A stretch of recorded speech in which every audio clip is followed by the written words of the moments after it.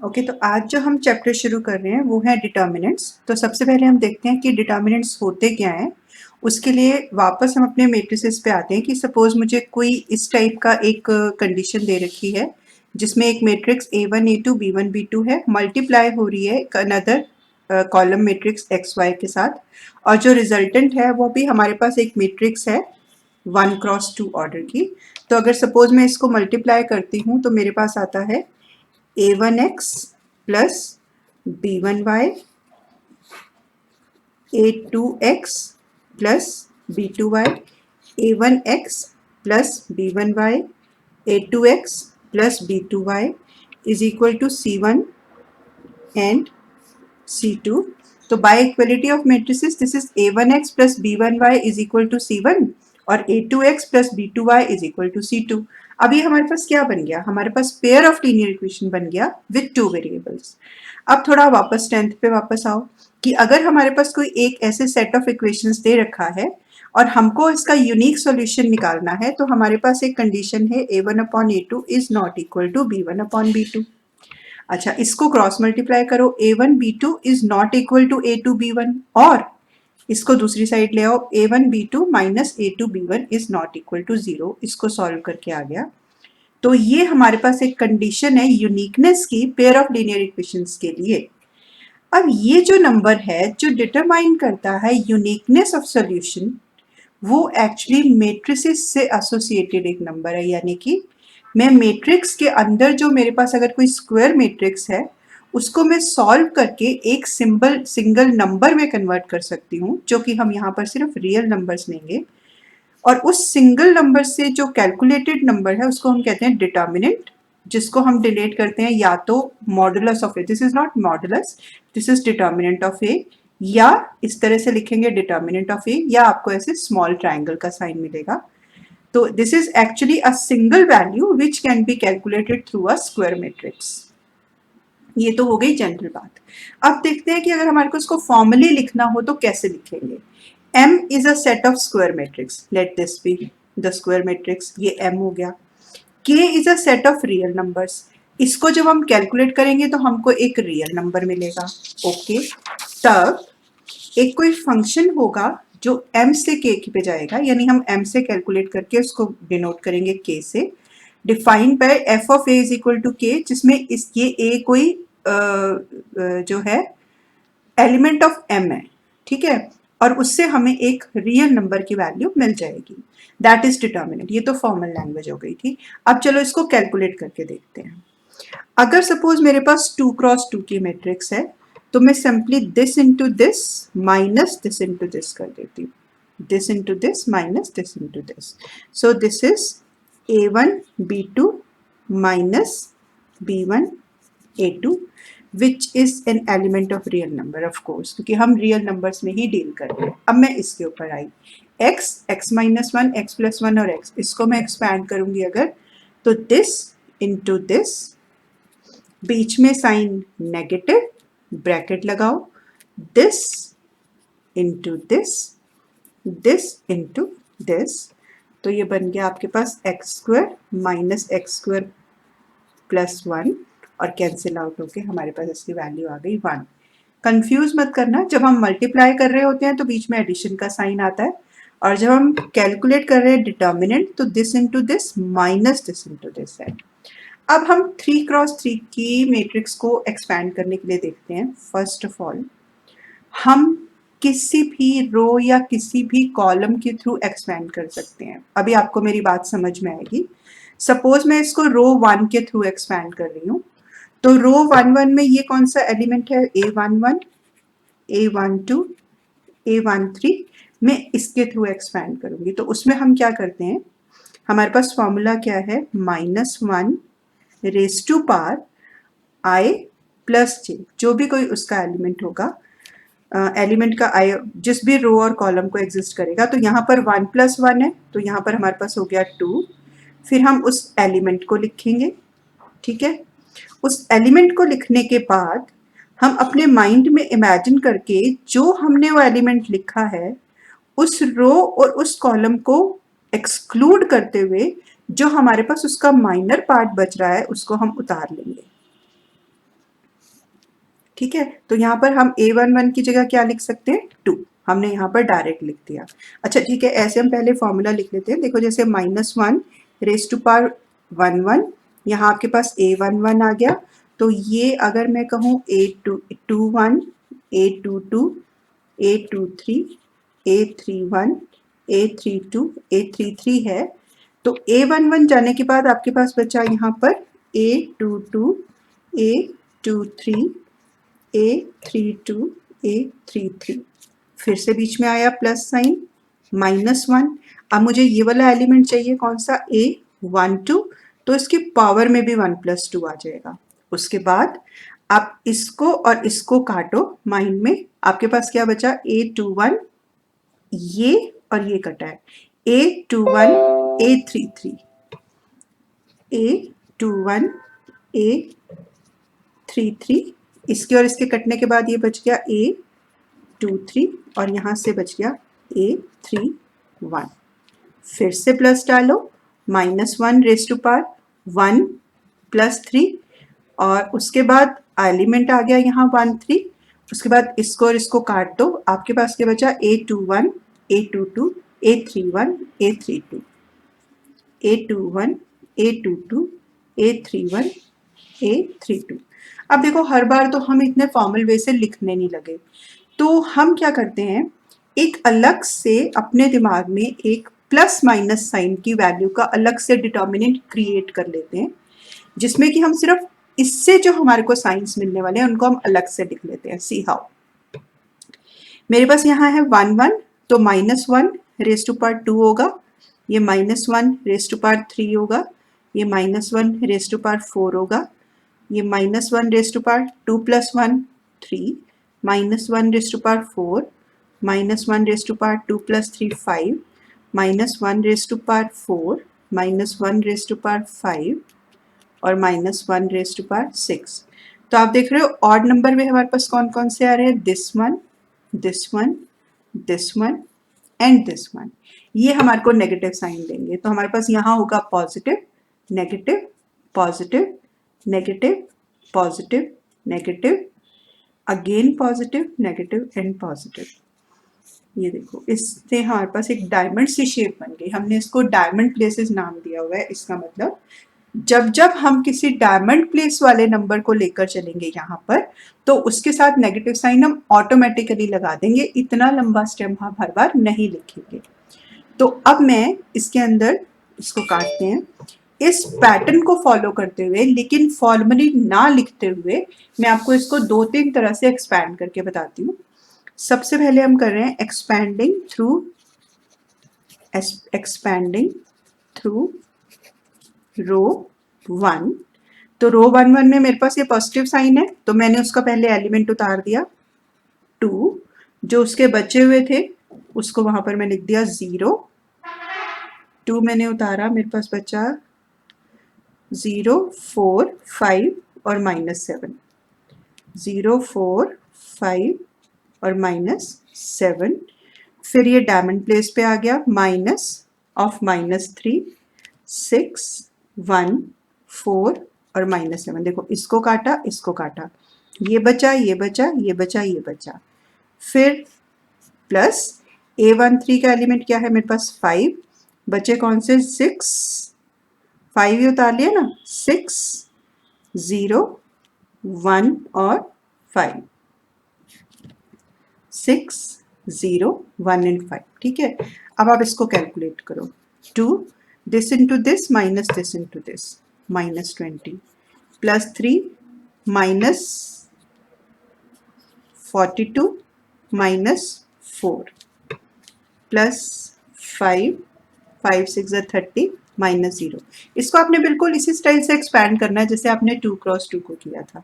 आपके पास बच गया -40 -138 +150 is equal to -28। Row through के एक्सपैंड करके देखो, एक्सपैंडिंग थ्रू रो 2। तो सबसे पहले मेरे पास क्या है, 6, ये डायमंड प्लेस पे है तो आप इसके साथ पहले ही -6 लगा दो। अंदर आपके पास क्या बच गया, -3 5 5 और -7। फिर मेरे पास आया 0, ख़त्म ही हो गया। फिर ये मेरे पास डायमंड प्लेस पे है देखो, तो मैंने -4 ऐसे ही लगा दिया। मेरे पास बचा 2 -3 1 और 5। कैलकुलेट करके आया -6 21 -25 -4 10 + 3, क्योंकि बीच वाला 0 हो चुका है। और इसको फिर आपने कैलकुलेट किया तो 24 -52 is equal to -22। See, answer is same. हर बार आंसर जिससे भी आप कैलकुलेट करोगे सेम ही आएगा। कॉलम 1 से एक्सपैंड करके देख लो। Expanding through column 1। कॉलम 1 में अब हम इसके एलिमेंट्स को लेंगे और डायमंड, पहले प्लस साइन, फिर माइनस साइन, फिर प्लस साइन। तो पहले हमने लिया इसके साथ प्लस साइन, हमारे पास जो अंदर बच गया वो बच गया 0 4 5 और -7। फिर इसके साथ लिया नेगेटिव साइन, -6 -3 5 0 और 4। फिर इसके साथ हमने लिया प्लस साइन, इसको और इसको काट के मेरे पास बचा -3 5 0 और 4। कर दो इसको expand, 2 this into this minus this into this, -6 this into this, -6 this into this, plus -12। आप इसको कैलकुलेट करो, -28 ही आएगा आपके पास, सारे को कैलकुलेट करोगे तो। ठीक है, -6 क्या ये मैंने ठीक उतारा है, -3 5 5 और -7, सॉरी 6 के साथ ये बचा ना, -3 5 5 और -7, 5 और -7। ठीक है, तो इस तरह से आप किसी के भी थ्रू एक्सपैंड कर सकते हो। आप इसको नीटली लिख कर देखो और एक दो क्वेश्चंस को वापस आप एक्सपैंड करके देखो। अब देखो, जैसे मेरे पास एक और आई है ये 3x3 की।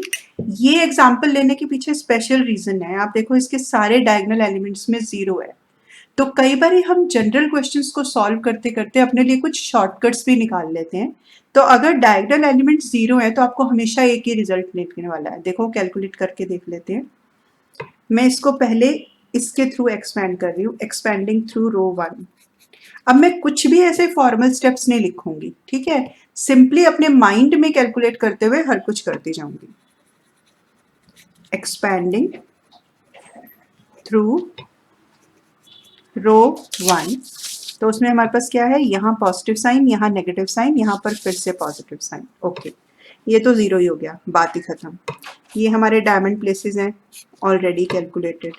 तो मेरे पास ये बचा माइनस साइन अल्फा, ये नेगेटिव साइन आया, ये और ये गया। मेरे पास बचा ये और ये और ये गया, माइनस साइन अल्फा। क्या मैं इसको लिखूं? नहीं, ओरली करो। ये कटा, this into this minus this into this. तो माइनस साइन अल्फा के साथ ये तो हो गया 0। यहाँ पर मेरे पास बचा minus sign beta cos alpha. फिर अब ये डायमंड प्लेस पर नहीं है तो इसका साइन जैसा है वैसा ही वैसा रहेगा, माइनस कॉस अल्फा। ये और ये कट गया, ये और ये बन के आपके पास बच गया plus sine alpha sine beta, और ये वाला पार्ट 0 हो गया। See, sine alpha sine beta cos alpha, sine alpha sine beta cos alpha, cut के आपके पास आंसर 0 आ गया। तो जब भी आपको कोई इस टाइप की मैट्रिक्स मिलेगी जिसमें डायगोनल एलिमेंट 0 होंगे तो वो आपके पूरा का पूरा उसका आंसर ही 0 आ जाएगा। ठीक है, ये तो थी एक्सपेंशन। तो अब आप वीडियो को यहाँ पर रोक कर कम से कम 5 या 6 क्वेश्चंस करो और उसके बाद इसके आगे का पार्ट स्टार्ट करना। ठीक है, तो अब ये तो हो गया एक्सपेंशन। अब इस एक्सपेंशन को यूज करते हुए हम क्या क्या करने वाले हैं इस टॉपिक में, सबसे पहले उसको देख लेते हैं। एक तो प्रॉपर्टीज ऑफ डिटर्मिनेंट्स करेंगे। देखो, अगर आप हमेशा इसी मेथड से सॉल्व करते रहोगे तो कई बार ये क्वेश्चंस इतने लेंदी होंगे कि आप पहुंच ही नहीं पाओगे। तो हम कुछ उसकी प्रॉपर्टीज पढ़ लेंगे ताकि यही जो एक्सपेंशंस हैं इसमें हमारे को कुछ इतना शॉर्ट फॉर्म मिल जाए कि वो फटाफट से कैलकुलेट हो जाए, या कई बार ऐसा हो कि हमें कैलकुलेट ही ना करना पड़े और अगर हमें डायरेक्ट डिटर्मिनेंट का आंसर मिल रहा है तो वेरी फाइन। दूसरा, हम एरिया ऑफ ट्राइंगल भी डिटर्मिनेंट के मेथड से निकाल के देखेंगे। थर्ड पार्ट हम निकालेंगे माइनर्स एंड कोफैक्टर्स। फिर एक और जो इसका बहुत इंपॉर्टेंट पार्ट है और इसमें बहुत सारी हम इसकी प्रॉपर्टीज यूज करते हैं वो है एडजॉइंट एडिस प्रॉपर्टीज। फिर इनवर्स एंड इन प्रॉपर्टीज और फिर उसकी एप्लीकेशंस कि जैसे हम वर्ड प्रॉब्लम्स को सॉल्व करते हैं, प्लस एक और पार्ट जो उसका है इट्स थ्योरम्स, वो जनरली हमारे किसी सिलेबस में नहीं है, बट वो हमारे ऐसे हथियार हैं कि हम अगर उनसे लगा दे क्वेश्चंस में तो काफ़ी सारे क्वेश्चंस हमारे एमसीक्यूज की तरह ही सॉल्व हो जाते हैं। ठीक है, तो ये पार्ट 2 हमारे सिलेबस में नहीं है, मगर फिर भी हम करेंगे।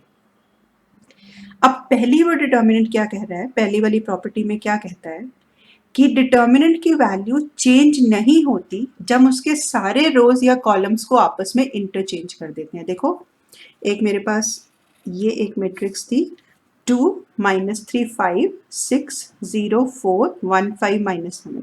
मैंने काइंड ऑफ इसका ट्रांसपोज ले लिया 2 -3 5 6 0 4 1 5 -7। अब मैं इसको एक्सपैंड करूंगी और प्रॉपर्टी को वेरीफाई करने के लिए ना मैं दोनों को रो 1 से एक्सपैंड करूंगी, क्योंकि इसकी रो 1 और कॉलम 1 सेम है, तो बेटर है कि मैं सेम से एक्सपैंड करूं। तो मैंने इसको किया एक्सपैंडिंग थ्रू रो 1। अब लिखेंगे नहीं हम 2 -20 माइनस ऑफ -3, ये और ये कट गया, -42 -4, फिर +5 30, ये आपके पास बच गया -0, ये हो गया आपका -40 -138 प्लस 150 इज इक्वल टू -28। ठीक है, अब आप इसको एक्सपैंड करो, इसको भी एक्सपैंडिंग थ्रू रो 1 करो, एक्सपैंडिंग थ्रू रो 1 2, बाकी मैं लिखूंगी नहीं, this into this minus this into this, minus के प्लेस ये डायमंड प्लेस पे आ गया, सो दिस इज -6, ये और ये कट गया, माइनस माइनस प्लस 21 -25 प्लस 1 -12, तो ये आपके पास हो गया -40 प्लस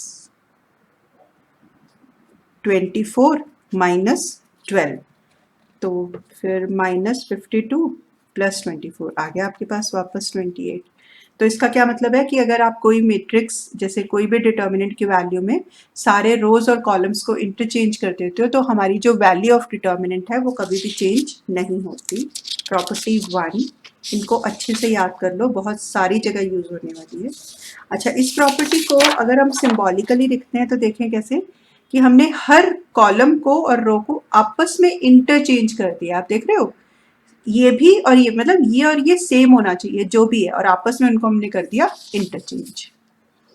अब property number 2, if any two rows or columns are interchanged then sign of determinant changes। देखो फॉर एग्जांपल ये आपके पास एक्चुअल डिटर्मिनेंट था, यहाँ पर मैंने क्या किया, जो रो 2 थी उसको रो 1 की जगह पर लिख दिया और रो 1 को रो 2 की जगह पर लिख दिया है।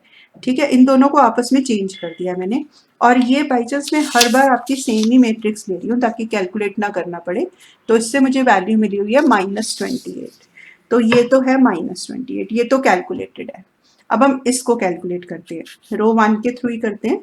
ये हो गया 6, ठीक है, 6 के साथ ये आ गया, ये कटा और ये कटा, 21 -25 खत्म, डायमंड प्लेस वाला खत्म हो गया, +4 5 2 ज़ा 10 plus 3 is equal to -24 plus, again देखो +28 आ गया। तो अगर हमने इसके रो और कॉलम को जो चेंज किया था, तो अगर इसकी वैल्यू ये है तो इसकी वैल्यू नेगेटिव ऑफ डिटर्मिनेंट के आपकी इसके पास इक्वल आ जाएगी। ठीक है, अब देखो हमने इसको लिखा कैसे था कि हमने रो को रो से चेंज करना है और कॉलम को कॉलम से चेंज करना है। तो हम इसको सिंबॉलिकली कैसे रखेंगे कि कोई ith रो को कोई jth रो के साथ हमने आपस में इंटरचेंज कर दिया है, और सेम ही अगर आप कॉलम के साथ करोगे तो सेम ही आपको रिजल्ट मिलेंगे। अच्छा, अब अगर third property most important property तब जब वो आपको बेसिकली क्वेश्चंस कहेगा कि आप डिटर्मिनेंट की वैल्यू सॉल्व करे बिना प्रूव करो कि दिस इज इक्वल टू 0, तो हम क्या करेंगे, कुछ भी कर आके, जैसे हमने इन्वर्स निकाला था तो रोज और कॉलम्स में कुछ ऑपरेशंस किए थे, उन ऑपरेशंस को यूज करते हुए जो कि इसके थोड़े से अलग हैं, हम कोई भी दो रो या कोई भी दो कॉलम सेम बना देंगे और सीधा कह देंगे कि by this property answer is equal to 0। पर आप यहाँ इसको कैलकुलेट करके देख लेते हैं। देखो कैलकुलेट किया, 2 माइनस 12 माइनस माइनस प्लस 3, 12 और प्लस 3 के साथ सॉरी 4 2 ज़ा 8 minus sorry 1 second 2 minus 12 plus 0 फिर माइनस ऑफ माइनस 3, ये और ये कटा, 4 2 ज़ा 8 माइनस 5 6 ज़ा 30 प्लस 5, ये और ये कटा, ये आपके पास बच गया 6 3 ज़ा 18, तो ये minus 24 minus plus minus 24 into 3, आप इसको कैलकुलेट करो, आपका आंसर इसके पास आएगा 0। नाउ नेक्स्ट प्रॉपर्टी कि अगर ईच रो, कोई भी एक रो या एक कॉलम से हम किसी कांस्टेंट को मल्टीप्लाई कर देते हैं तो जो पूरी की पूरी इसकी वैल्यू होती है डिटर्मिनेंट की, वो भी इससे मल्टीप्लाई हो जाती है। फिर से हमने एक सेम डिटर्मिनेंट की वैल्यू ली है जिसमें हमारे को इसमें माइनस 28 मिला हुआ है। अब हम इससे उसको कैलकुलेट कर लेते हैं।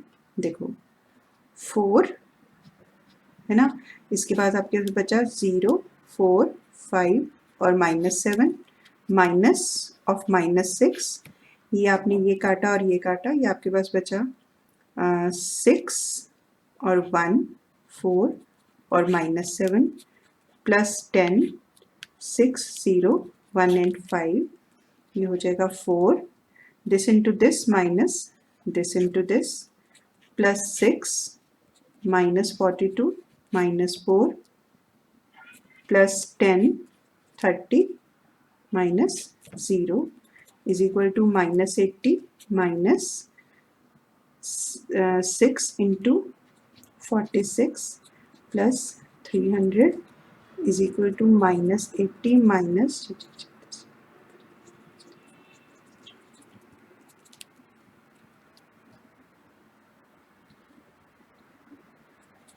ये आ गया। देखो ट्वाइस ऑफ दिस डिटर्मिनेंट, इसकी वैल्यू आ गई है ना। So property 4 is proved. ये हमारे को बहुत सारे क्वेश्चंस में यूज होने की शॉर्टकट की तरह। ओके नेक्स्ट प्रॉपर्टी,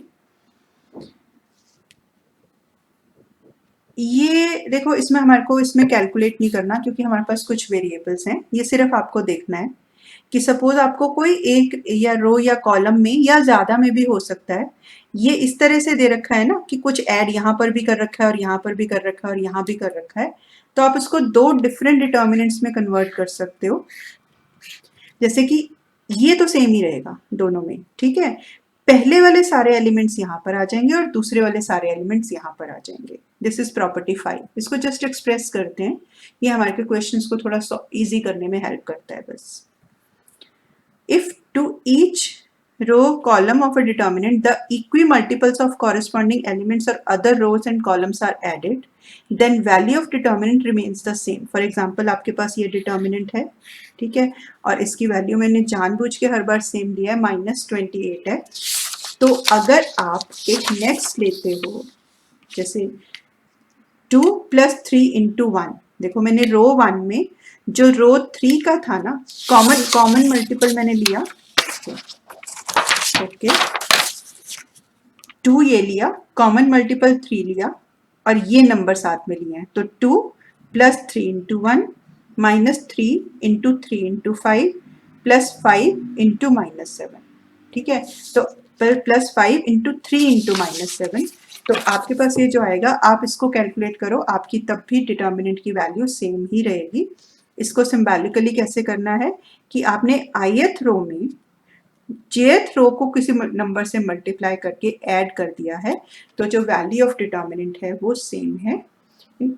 इनको अच्छे से रिवाइज करो, फिर पार्ट 2 में हम इन पे बेस्ड कुछ क्वेश्चंस करेंगे।